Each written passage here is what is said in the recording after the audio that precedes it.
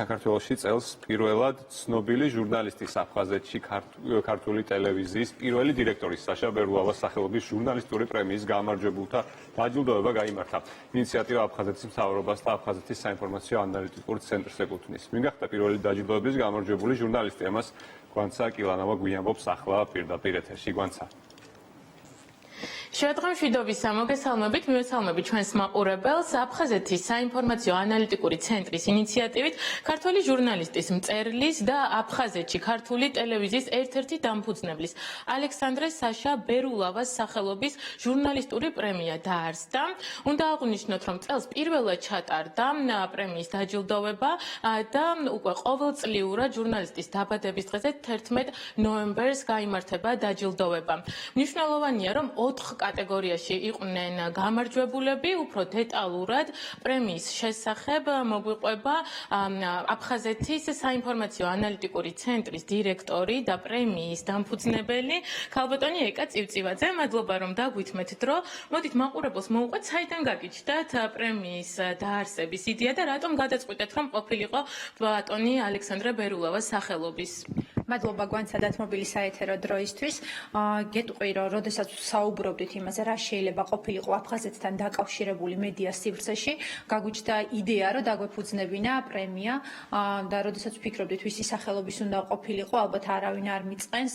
ბატონი ალექსანდრე იყო უკონკურენტო ამ თემასთან მიმართებაში, გარდა იმისა, რომ ის იყო აფხაზეთში პირველი ქართულენოვანი ტელევიზიის დამფუძნებელი, იყო ძალიან ბევრი წელი ემსახურებოდა ჟურნალისტიკას, ის ასევე 27 სექტემბერს გმირებთან ერთად, ჟიულის შარტავასთან ერთად დახვრიტეს სოხუმში ცენტრალურ მოედანზე და როდესაც მსჯელობდით, ვინ შეიძლება ყოფილიყო, ვისი სახელობის ყოფილიყო ეს პრემია, გადავწყვიტეთ, რომ ყოფილიყო ალექსანდრე ბერულავას სახელობის, თუმცა აფხაზეთში მას ყველა საშათი იცნობდა და ესეც ვამბობთ ხოლმე ხშირად საშას პრემია. გამარჯვებულების შესახებ რა მოგვიყვეთ, როგორ აირჩნენ ეს ჟურნალისტები?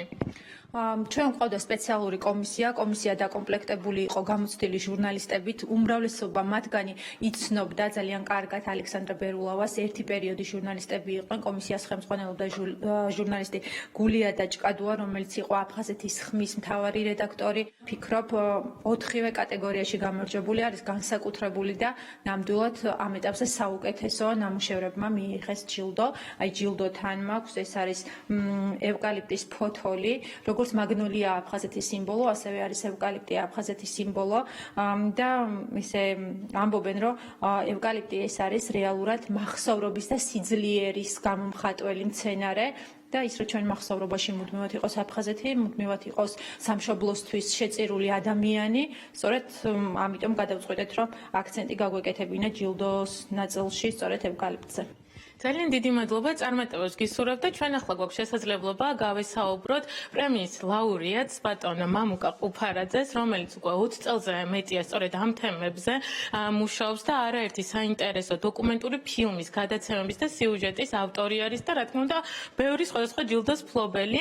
მადლობა რომ დაგვითმეთ დრო. ბატონ მამუკა, რომ გითხრათ, როგორ გაგიჩნდათ ამ ფილმზე მუშაობის იდეა და რა იყო თქვენთვის მთავარი სათქმელი ამჯერად?